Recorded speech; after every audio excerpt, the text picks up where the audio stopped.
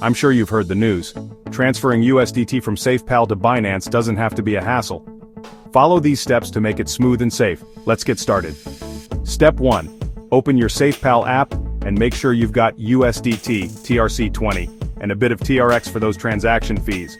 Next, open your Binance app and go to Wallets. Select Deposit, choose USDT, and make sure to pick the TRC20 network. Copy that deposit address.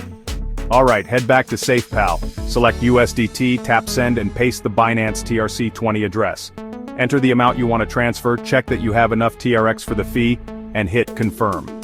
You might need to enter your password or use biometric verification. Using a hardware wallet? Sign the transaction on your device. Now let's track it. Check SafePal's transaction history or visit TronScan.org and paste your transaction hash. Finally, in a few minutes your USDT will appear in your Binance wallet. Easy, right?